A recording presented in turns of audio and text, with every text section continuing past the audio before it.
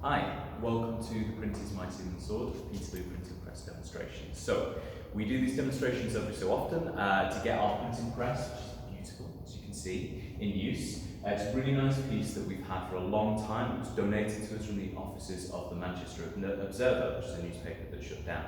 So, what's quite interesting about this press in relation to our exhibition is that many of the items from our exhibition were actually printed at the Manchester Observer. They're pieces from the Manchester Observer. Now, we have no compound evidence that this printing press was used to print them, but we like to think so because they're from around the same time. So, this printing press right here, talk a little bit about some of its features. It's kind of a Rolls Royce of printing presses. As you can see, it's a great big cast iron thing. It was made by a guy called George Clymer. It's American made, so it's called a Columbian printing press. It's very patriotic, as you can see. Great big eagle is on the top there. And that eagle right up there is not just to look cool, it's also a counterweight. So it's something that's designed to make the printing press much easier to use. So the history of print has always been about reducing the cost and the difficulty of actually completing print. Before print was invented, a guy called Johann Gutenberg, what you had to do was get a specially trained scribe to spend about 2 or 3 years writing out your book in such a beautiful way. And it made really nice objects. It was very expensive to do, obviously. You've got to employ someone for a couple of years. They could also use woodcuts as well, so they'd carve out bits of wood into the shapes of the lettering for the pages that they want. But then at the end of that, you'd end up with a big old pile of wood that would be otherwise completely useless. So we're going to be using something similar to that for our print today, but I'll talk a little bit about Gutenberg's invention. So Gutenberg invented this. Now, this little piece of genius is the sliding type font. Now, what it would be is a great big metal tray, and you can slide these letters in to completely customize a page, so that when you finish doing your print, say you had 100 books, you print out that page 100 times, and then you reconfigure everything, and you print out the next page, and so on and so forth. Still a long process, but certainly a lot faster than having it all written or carved. And also as well, you didn't need to be a skilled labourer before you took on this job. You just had to be good at copying down text, and copying down text backwards at that. So the printing press that you see here, much later invention with the counterweight system, making it again even easier. Before this, you had to have quite a burly gentleman who'd be in there to squeeze the press down because it's quite a hard thing to do. With this one, counterweight makes it super easy, as you'll see in a second when I do the print. We've also got some other cool bits of decoration. Down here, you've got the wing staff, the messenger god Hermes, the Cordicus. This is a really appropriate symbol to be on this printing press. I'll talk about that in a sec. And also see here, this strange creature. Now, some people think it's a pike or a shark, but actually it's a dolphin. I'm not quite sure whether they knew what dolphins are supposed to look like. Now, the wing staff, the messenger god Hermes, is a really appropriate image to have on a printing press. Before the printing press became quite prevalent and common in terms of its use, people found it quite difficult to get information from non-government sources. So other than going to town meetings or maybe even listening to a town crier, that kind of thing, they found it difficult to get the information. When the printing press started to become really well regarded and much used, widely used, people finally had access to information from all these different sources. They had newspapers, pamphlets, leaflets, posters, stuff that could be just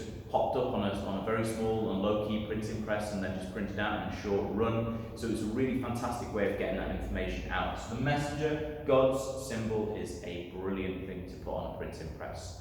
Now, that kind of ability to get the message out to the people is exactly why 60,000 people were able to gather that huge peaceful protest on 16th of August 1819 that is now known as the Peterloo Massacre.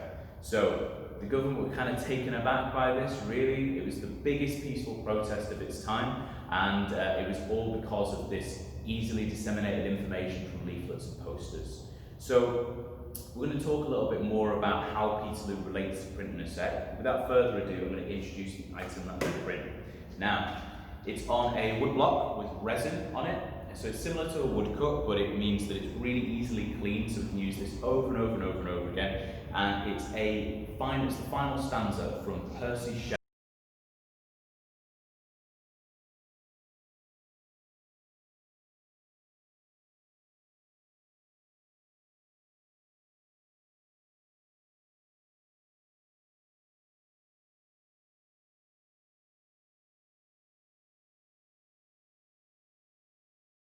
Frankenstein, but Percy Shelley was a fantastic poet into his own right, not very well known amongst common folk because a lot of his material was actually completely unpublished, and that's because it was really challenging, it was really seditious, it was quite radical. The Mask of Anarchy, a direct response to Peterloo, was no different. It named and shamed specific politicians, and it categorized them as almost horsemen of the apocalypse-like figures. So you can see it was really a dangerous thing to be releasing, and it actually didn't get released for many years. We'll talk about that in a sec. But I'm going to print this item, and I'm going to read it to you and talk a little bit more about it. So first thing I'm going to do, I'm going to roll out some ink. Now, I will preface all of this by saying I am by no means a professional printer.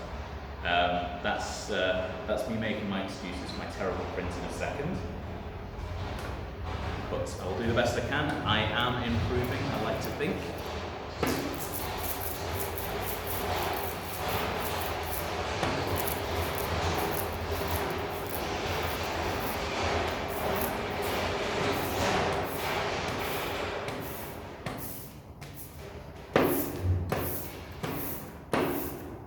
Thank you, Ian.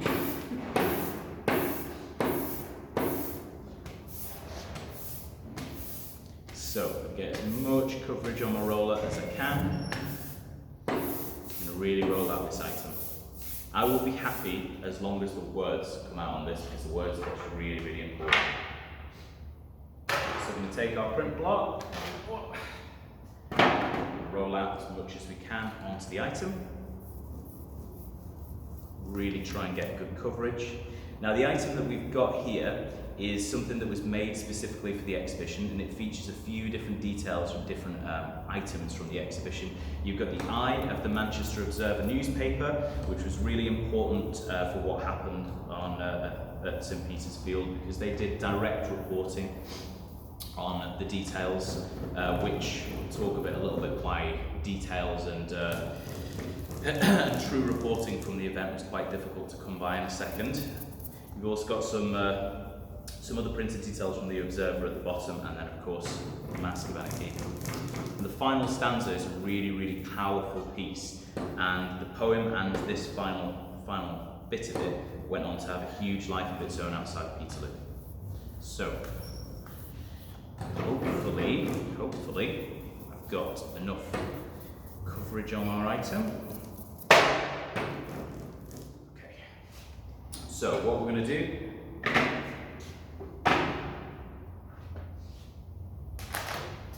we're going to roll out, and you're going to see the printing press in action. That counterweight's going to move. So we'll just slide, tip it out, raise it up. We've got our coffin right in here where we place our print items. I'm going to put a little bit of packing paper just underneath. So I've not been having huge luck with this item. I'm getting a really good print. So I'm going to give it its best possible shot. Pop that on there. Pop our paper down on top. Okay, so roll this in. So I'm going to squeeze this handle now. You see our counterweight move as our print block comes down, squeezes the item, get that ink coverage on. Really easy to do. I'm moving very slowly, but a professional printer back in the day would be able to knock out hundreds, if not thousands of pages in a day. I'm a little more methodical than that. So let's see how we've got on.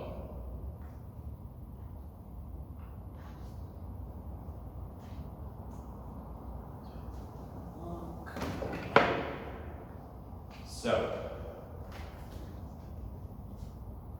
here is our printed item. So we're missing a little bit of detail on the top. As I said, I'm not a professional printer, but the words are there, and that's really what counts. So, read it to you.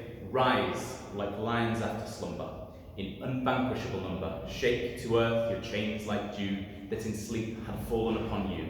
Ye are many, they are few. Now, these last couple of lines might seem very familiar these days, so I'll talk to you a little bit about the history of this brilliant poem.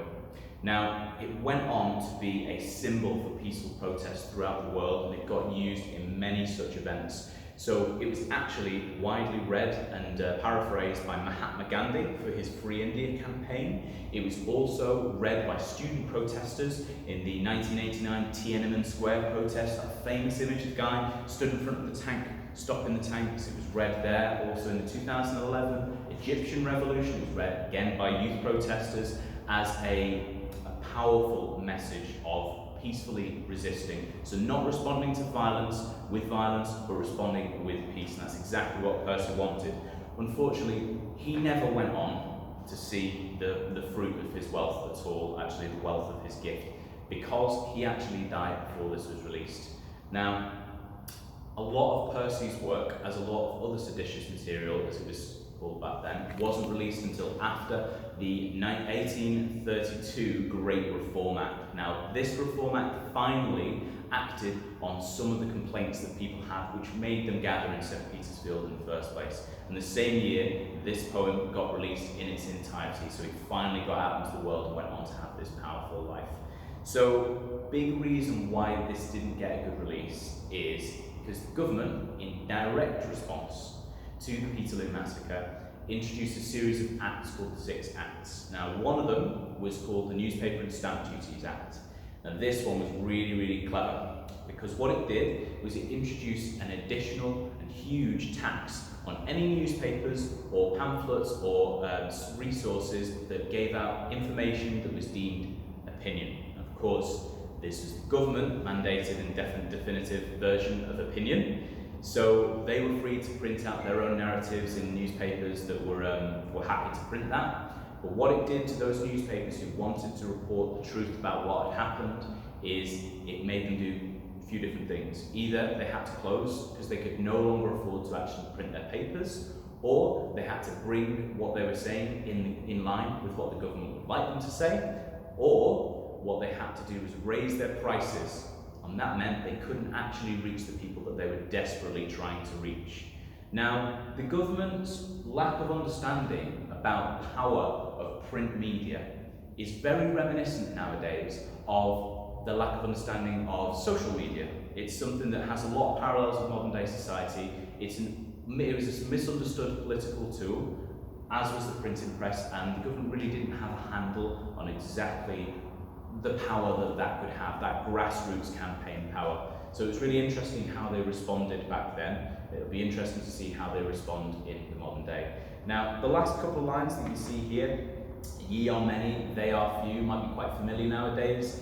That line was actually changed to for the many, not the few, and it was in the original Labour Party's manifesto when they first started, and they've been reusing it nowadays as part of their current campaign. So that line is still familiar to these days. Now, we're really happy that Percy's poem did go on to have this big life of its own, because it was a huge force of change and it really made peaceful protest what it is today. We're so used to it, we see it every day now, and that is in part due to what happened on the 16th of August at St. Petersfield and Percy Shelley's brilliant response to it. So thank you for coming to the printing press demonstration today. I encourage you to check out the rest of the exhibition, it's fantastic, and we'll give you some more information. If you want to see a bit more of Gutenberg as well, we've got a brilliant statue to him upstairs. He printed two of our really key items, our Gutenberg Bibles, and we're happy to get a facsimile of that out for you if you'd like. Thank you very much for your time and have a good day. Bye.